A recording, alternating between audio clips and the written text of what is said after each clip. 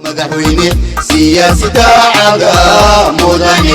سعيد دني سمدونك سومالييلو سومالييلو بيدا بجناي كسودو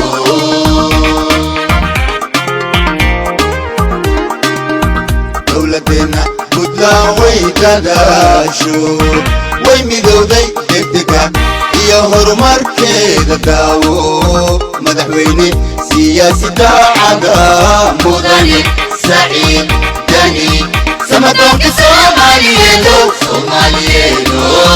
بيدا بجناي كسودو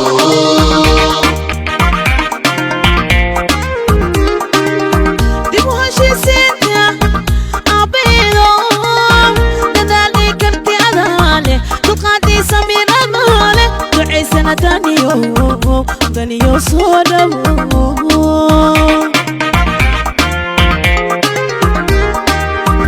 دياي دكرر بطلاني دياي دمشقيو فرحتيني دياي دستوركيو شرعينا دياي اين هادي دوري دياي دكرر بطلاني دياي مدحويني سياسة عدا مدني سعيد دني سمدونك سومالييلو سومالييلو بيدا بجناي كسودو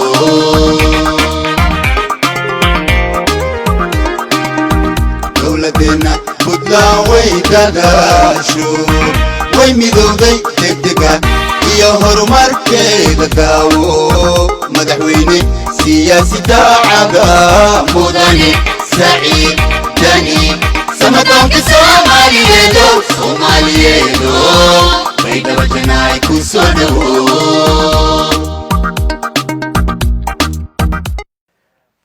marka ugu horeysa waxaan jeclahay inaan halka uga mahad celiyo madaxweynaha dowladda koonfur galbeed shacabkiisa mas-uuliyiintiisa kala duwan iyo dhammaan dadka reer koonfur galbeed gaar ahaan caasimadda ku meel gaarka ah ee baydhabo sidii diiranayd oo walaaltinimada lahayd oo kalgacalka lahayd ee noolagu soo dhoweeyey muddadii aan joognayna runtii waqtigiisii iyo shaqadiisii aan uga qaadanay oo uu noo siiyey runtii tixgelin gaar ah iyo koolkoolin xad dhaaftay sharaf weyn bay ii tahay inaan soo booqdo magaalada baydhabo oo runtii sida la sheegay magaalo taariikhi ah dadka soomaaliyeed muhiim u ah meel mowqic soomaaliya bartamo ah ku nool ku taal deegaano badan iyo dad fara badan isku xirta kulmisay bulsho aada u fara badan oo deegaano kala duwan ka kala timid muddadii dalku deganaanshaha iyo dowladnimada xasilan uu lahaan jiray waxaan ku faraxsanahay in hadda loo soo hiloobayo oo dadkii muddada dheer ku noolaan jiray ee hadda markay arkeen amniga iyo horumarka iyo dowladnimada ka jirta in fara badan ay kusoo noqdeen in fara badanna ay hadda ku taamayaan inay dib u yimaadaan oo baydhabo jannaay iyo ishii iyo goobihii taariikhigaha ay soo booqdaan waxaan ku faraxsanahay inaan ishii baydhabo iyo geedkii bardihii aan caawaanta soo aragnay runtii magaaladan iyo maamulkan koonfur galbeed wuxuu taariikh ku leeyahay waa dadkii hormuudka u ahaa nidaamka maanta soomaalida inteeda kala garatay ee federalismka ah u arkayay inay tahay sida saxda ah ee soomaali ay ku jiri karto runtii caadifadii ka xoog badisay ee berigaa jirtay ee u arkaysay in maamulka la daadejiyay in la kala tegayo ama u arkaysay awoodda dhaqaalee la haystay inaysan saamaxayn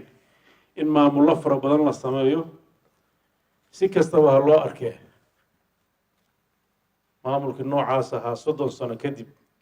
wuu burburay runtu waxay tagtay oo Puntland ay garowsatay 8 sano kadib markay dowladda Soomaaliya dhacday oo weliba loo tirinayo dadkii xilligaas talada dalka xooggeeda hayay xilliyadaas lixdameeyadii inay u badnaayeen reer puntland oo ahaa dadkii markaas federaalka u arkayay inuusan munaasab ahayn waxay garowsadeen oo garteen khaladka dhacay inuu ahaa nidaamkaas la qaatay oo runtii awooddii hal meel isugu geeyey oo haddii khalad dhaco ay adag tahay in la kala badbaado deegaanadii kaleetana horumar dowladeed aan laga samayn awooddii dowladeedna hal magaalo lagu ururiyey runtii nidaamkaas federaaliga ah oo puntland ay qaadatay 98 wax weyn ayuu ka bedelay deegaanada puntland isbeddel la taaban kara ayaa ka muuqda oo la dhihi karo xilligii dowladda xooga badan ay soomaaliya lahaan jirtay 30 sano ka horreeyey 30 sano ka dambeeyey marka la isbarbar dhigo iyadoo nidaam dowladeed oo caalamku ictiraafsan yahay xilliyada ka mid aysan jirin xilliyana ay ku meel gaar ahayd xilli kooban oo hadda la yidhi ku meel gaarkii bay ka baxday laakiin ay awood yar tahay weli oo aysan xiriiradii caalamiga ahaa iyo maalgeliyayaashii caalamiga ahaa aysan weli aysan helin haddana markaba la isbarbar dhigo puntland 30 iyo 30kaas farqiga u dhexeeya aad baa loo dareemaya aad iyo aad waxaa isbedelay noloshii dadka waxaa isbedelay hantidii dadka waxaa koray magaalooyinkii waxaa abuurmay tacliintii baa kor u kacday waxaa kor u kacay caafimaadkii noloshii dadka oo macnaha dowladnimadu ay tahay in dadka loo adeego oo dhan ayaa isbedeshay waxaan ubaa haddii dowladda federaalka ee soomaaliya sida ay tahay looga shaqaysiiyo dalka soomaaliya oo dhan inuu sidaa iyo si ka fiican noqon doono waxaa markhaanti u ah magaalada baydhabo oo hadda muddo yar uu maamulkeedu uu jiro ka yar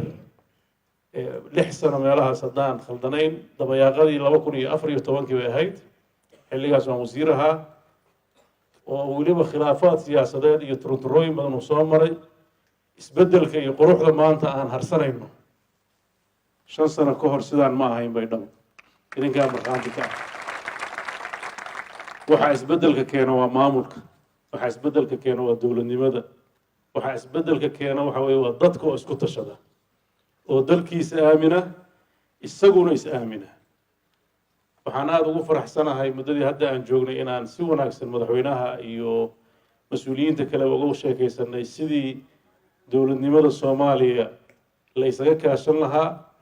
oo ay dib dambe u dhicin isqabqabsi sababa dagaallo sokeeye iyo kala irdhow iyo macluushii baahsaneed ee aan soo aragnay iyo wixii foosha xumaa ee sanawaadkii horaantii 90-meeyadiina soo maray inaan dib daba loogu dhaqon waxay u baahan tahay marka in aasaas adag oo dowladnimo ah in la dhiso oo hay-adaha dowladda si fiican dhidibada loogu aaso oo dadka laga qaybgeliyo dowladnimada oo kaabayaasha dowladnimo iyo kuwa dhaqaale iyo kuwa bulshaba la dhiso oo bulshadu nolosheedu ay isbedesho haddii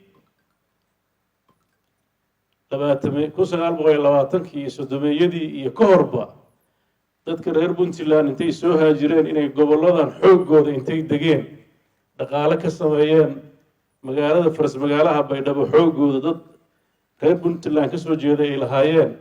deegaanadan oo dhan ay joogeen maanta dadka koonfur galbeed ka tegey hantida ay ku leeyihiin laga bilaabo gaalkacyo ilaa ay meesha ugu dambeysa caluula waa wax la dheehan karo oo la arki karo tuulo kasta iyo magaalo kasta aad tagtid dukaamada ku yaalla waxaa iskale dad reer koonfur galbeeda dhaqaalaha ugu badan maanta iyaga ayaa si xorriyadoo xalaal ay u wataan dadka qeybtiis waxay ka hanti bateen dadkii ay u tageen kartidooda iyo shaqadooda iyadoo cid aan damcaynin hantidooda iyo awooddooda dhaqaale ay samaysteen aysan jirin runtii arrimaha noocaasa waxay u baahan tahay in la sii xoojiyo in la iskaashado in la iska qabto wax kasta oo dhaawici kara wadajirka iyo walaalnimada iyo wada noolaanshaha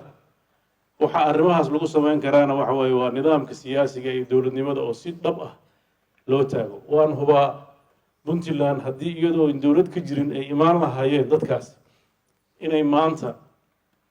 waxa ay heleen wax ka duwan ay ahaan lahayd hadday tagaanna aysan ku nagaan lahayn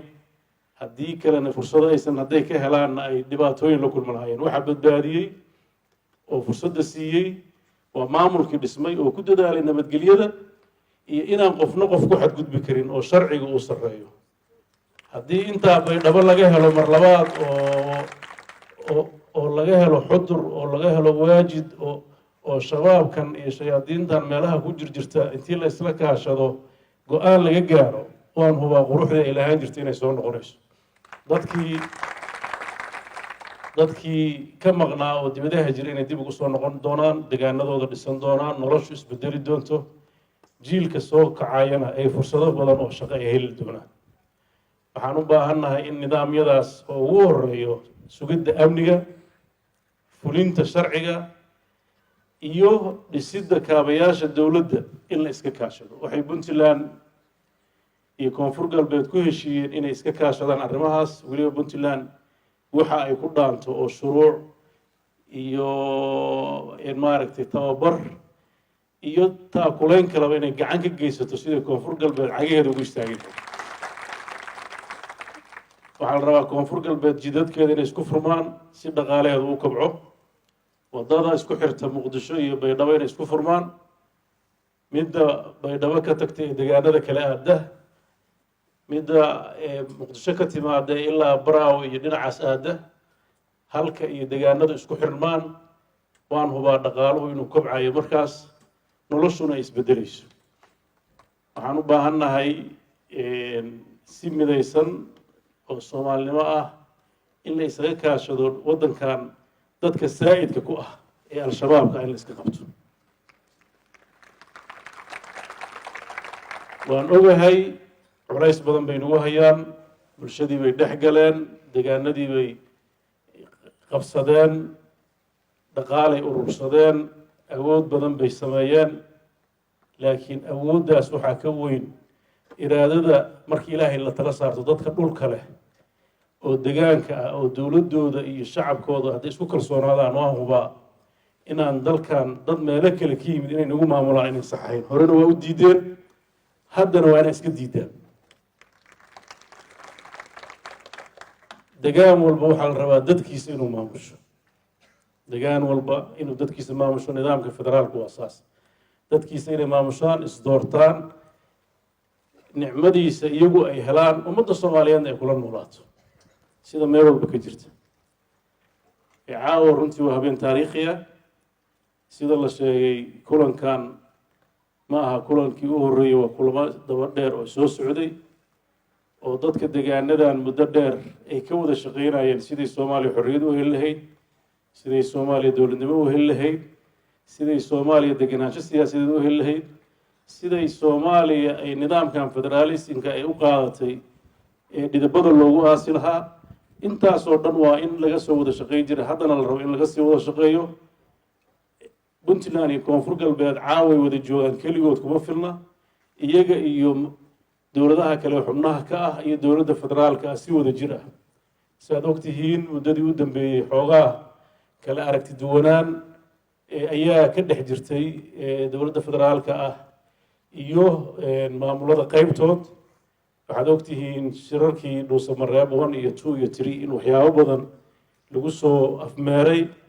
kulankii ugu dambeeyey xamarna waxyaabo badan oo runtii arrimaha caqabadaha taagnaa doorashooyinka in iyadana looga soo gudbay waxaasoo dhan waxaa loo sameynayay in taayarka wareegaya ee dowladnimadu uu marna istaagin hadda waktigaas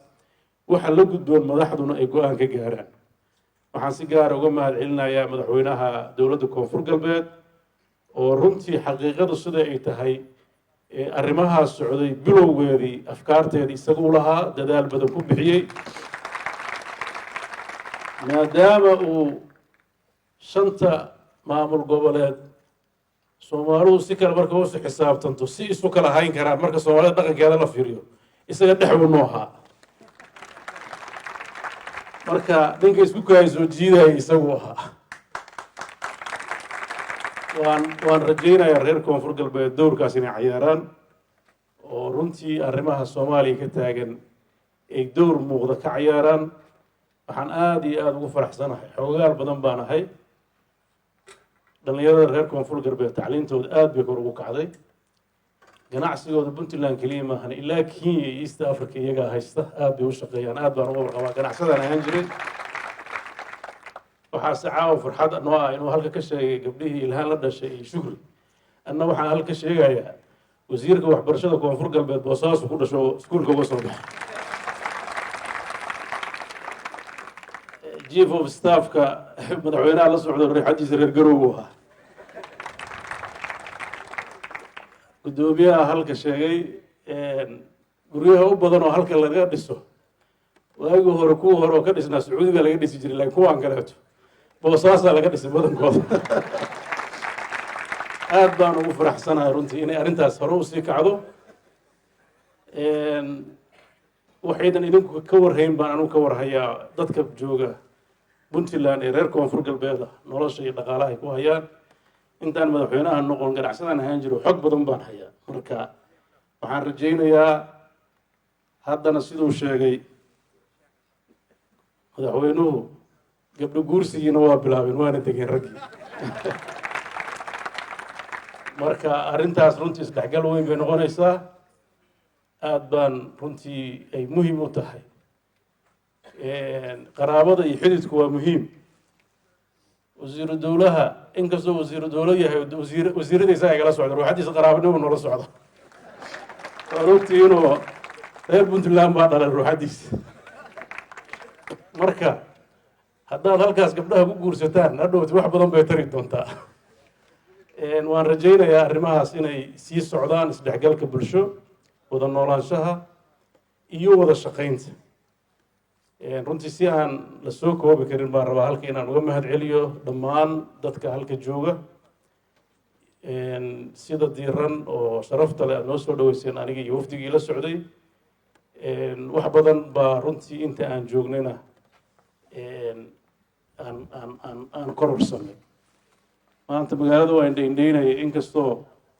dadka qaarkiis ay lahaayeen yaasir iyo markaa wuu yiraay hadda kugu horeysa lahaa laakiin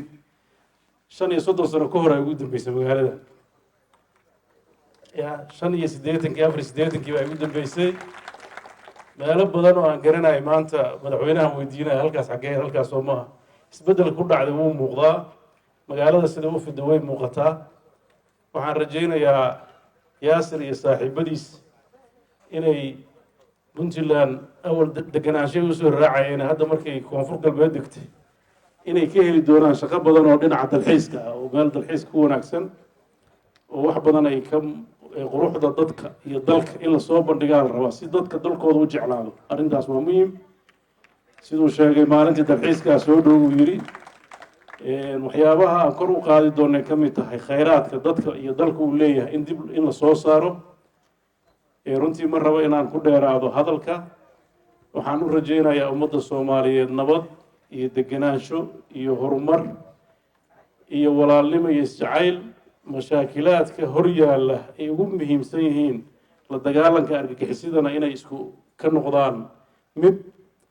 maamulka kobcintiisa iyo daadejintiisana la iska kaashado waxyaabaha la isku dhaamana la iska gacan siiyo dowladda federaalkana waxaan u rajaynaynaa inay noqoto dowlad dhidaba adag kaalinteeda gudata dalka wada hogaamisa dalka isku haysa annagana haddaan nahay dowladaha xubnaha kaca mas-uuliyiinteedii horena waa u ballanqaadna haddana waa u ballanqaadeynaa dhismaha dowladnimada soomaaliyeed inaan qeyb muhiima ka qaadano geedi socodka dowlad dhiska soomaaliyeed puntland iyo koonfur galbeed waxaan ku heshiinay inaan u noqonno tiirar adag oo qeyb ka qaata sidii dalka loo gaarsiin lahaa xasilooni amni iyo mid siyaasadeed iyo horumar dhaqaale iyo degenaansho nololeed aad baad u mahadsantihiin wasalaamu calaykum waraxmatullahi wabarakatu